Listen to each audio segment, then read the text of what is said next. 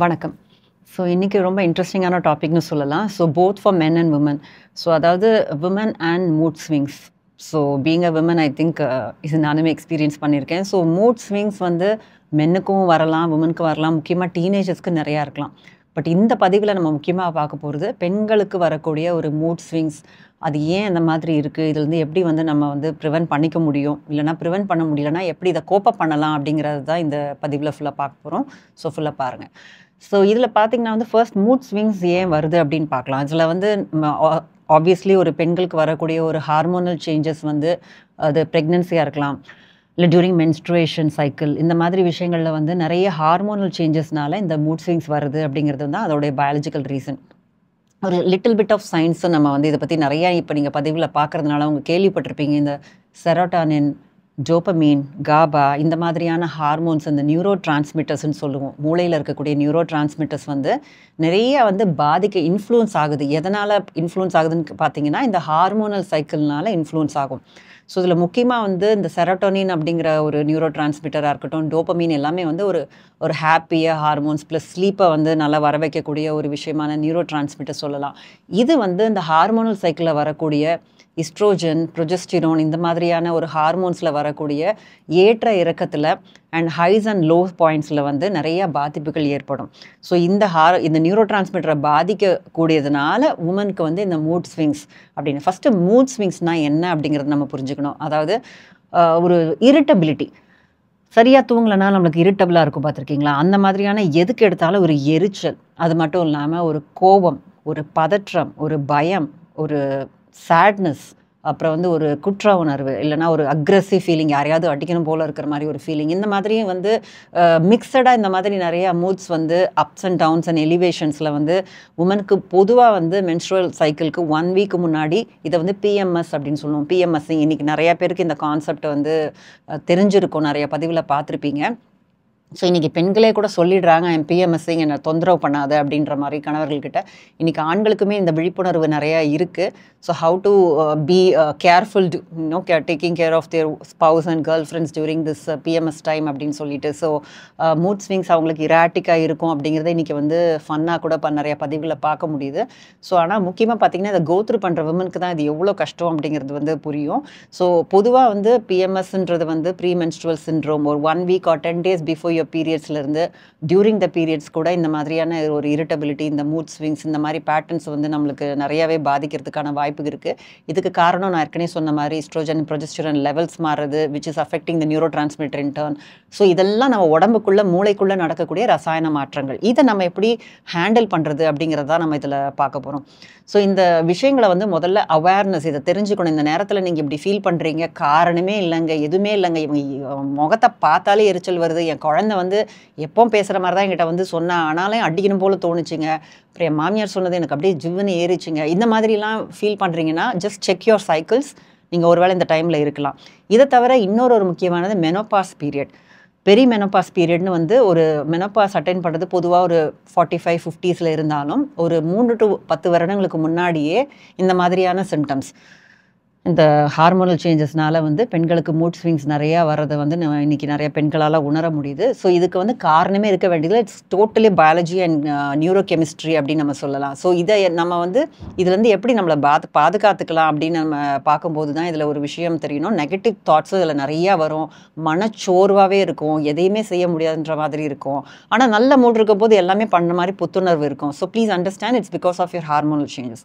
So இதை வந்து என்ன பண்ணலாம்? ஃபஸ்ட்டு ஸ்டெப் பார்த்தீங்கன்னா you can maintain a journal. இன்றைக்கி நிறையா ஆண்ட்ராய்டு, ஐஃபோன் விஷயத்துலேயே நிறைய இந்த மாதிரி ஆப்ஸ்லாம் வந்தாச்சு. ஒரு நோட் செக்ஷனில் கூட நீங்கள் போய் பதிவு பண்ணிக்கலாம். இன்றைக்கி வென்ஸ்டே, ஸோ இன்றைக்கி நான் எப்படி ஃபீல் பண்ணுறேன், நாளைக்கு நேற்று எப்படி நான் ஃபீல் பண்ணேன், என்னோடய மூட் டைரி அப்படிங்கிறது வந்து உங்கள் மூடோடைய பேட்டர்ன் என்ன அப்படிங்கிறத வந்து தெரிஞ்சுக்கிறதுக்கான நீங்கள் மெயின்டைன் பண்ணால் இதில் நிறைய பேட்டர்ன்ஸ் மாதிரி தெரியும். பகல் நேரத்தில் இப்படி இருந்தேன், ஆஃப்டர்நூன் இப்படி இருந்தது, இல்லைனா பீரியடுக்கு முன்னாடி இப்படி இருந்தது அப்படிங்கிறது ஒரு 1 month நீங்கள் மெயின்டைன் பண்ணிங்களாலே நிறைய பேட்டர்ன் என்ன அப்படிங்கிறது புரியும். முக்கியமாக அடுத்த ப்ரிவென்டேட்டிவ் ஆப்ஷன் என்ன அப்படின்னு கேட்டிங்கன்னா, எல்லாருக்கும் தெரிஞ்ச விஷயம் தான், பட் பண்ணுறதுக்கு ரொம்ப கஷ்டமான விஷயம்னு கேட்டிங்கன்னா இந்த லைஃப் ஸ்டைல் சேஞ்சஸ்.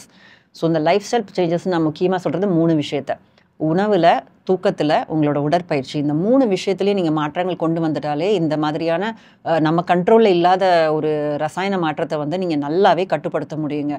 ஸோ இந்த ப்ரீமென்ஸ்ட்ரல் டைமில் அட்லீஸ்ட் நம்ம அதை வந்து நம்ம யூஸ் பண்ணோன்னா கண்டிப்பாக வந்து நிறைய இந்த மூட் ஸ்விங்ஸ்லேருந்து உங்களை வந்து நீங்கள் பாதுகாத்துட்டு கிராம்ஸ்லேருந்து கூட உங்களால் தப்பிக்க முடியும்னு சொல்லலாம்.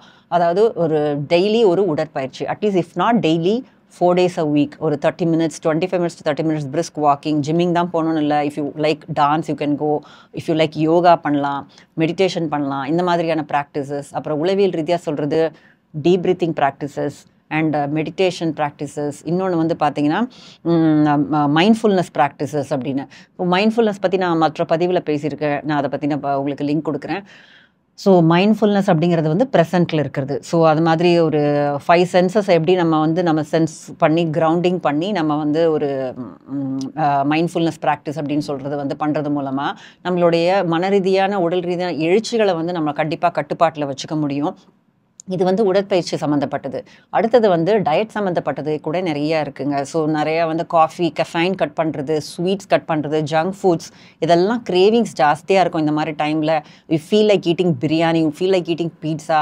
பட் அந்த டைம் தான் நோன்னு சொல்லணும். பிகாஸ் இது வந்து அதிகமாக சுகர் ரஷ் ஏற்படுத்தும். அதிகமாக இந்த மாதிரி இமோஷனல் ஈட்டிங் இருக்கும்போது உங்களுக்கு ஹார்மோன் சேஞ்சஸ் இன்னும் இராட்டிக்காக இருக்கிறதுக்கு நிறையா வாய்ப்புகள் இருக்குது. ஸோ அதை வந்து நம்ம கான்ஷியஸாக வந்து நம்ம ஈட் பண்ணணும். ஒரு ஹெல்தி ஃபுட், ஸ்டே ஹைட்ரேட்டட், இந்த மாதிரி விஷயங்கள் வந்து ரொம்ப ஈஸி சொல்கிறதுக்கு, கஷ்டம் பண்ணுறதுக்கு. But at least try to do a week 10 days before your period. So that அந்த டைமில் இந்த கஷ்டத்தை நீங்கள் பெருசா அப்படிங்கிறத நீங்கள் தான் வந்து டிசைட் பண்ணணும். The choice is yours. So அந்த டயட்டில் வந்து சில சேஞ்சஸ் கொண்டு வரலாம். சால்ட்டி ஃபுட்ஸை தடுக்கலாம். பொரிச்ச உணவுகளெல்லாம் வந்து நம்ம தடுக்கிறது மூலமாகவும் இந்த ஹார்மோன்ஸை வந்து நம்ம கண்ட்ரோலில் வச்சுக்க முடியும். இன்னொன்று முக்கியமான விஷயம் வந்து ஸ்லீப். நல்ல ஒரு தூக்கம்.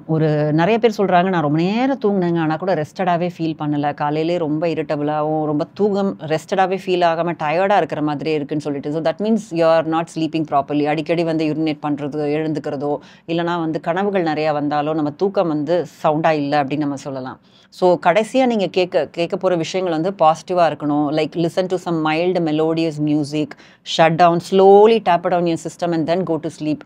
இன்றைக்கி நடந்த பதிவுகளை பற்றி ஓட்டிக்கிட்டே நெகட்டிவாக திங்க் பண்ணாமல் கொஞ்சம் நியூட்ரலைஸ் பண்ணி, இல்லைனா அட்லீஸ்ட் இன்னும் கொஞ்சம் முடிஞ்சால் பாசிட்டிவாக திங்க் பண்ணி, அந்த மாதிரி நம்ம மைண்டை பீஸ் பண்ணிவிட்டு தூங்கும்போது அதோட இம்பேக்ட் வந்து அந்த நைட் ஃபுல்லாக குட் ஸ்லீப் கிடைக்கும்.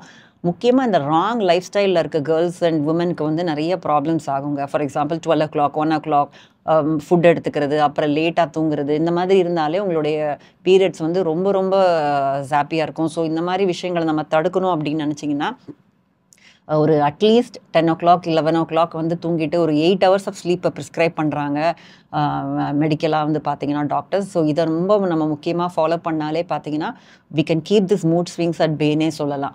ஸோ போன மாதத்துக்கும் இந்த மாதத்துக்குமே என்னோட மூட் பெட்டராக இருக்குன்னு நீங்கள் கண்டிப்பாக சொல்லுவீங்க. இந்த ப்ராக்டிசஸில் ஒரு 50% நீங்கள் கடைப்பிடிச்சா கூட you can always keep your mood swings at pay. Because இதனால் என்ன பிரச்சனைகள் ஏற்படுதுன்னா, உங்களுக்கு வந்து கார்டிசால் அப்படிங்கிற ஒரு ஸ்ட்ரெஸ் ஹார்மோன் சுரந்து இதனால் வந்து உங்களோட அப்படைட், உங்களுடைய பாடி வெயிட்ஸ் அதிகமாகலாம், இந்த மாதிரி பாடி வந்து வெயிட் போடலாம், இல்லைனா வந்து உங்களுக்கு ஸ்டமக் அப்செட் ஆகலாம். இந்த தைராய்டு இஷ்யூ இருக்கிற பெண்களை இது அதிகமாக பாதிக்கும்னு நம்ம சொல்லலாம்.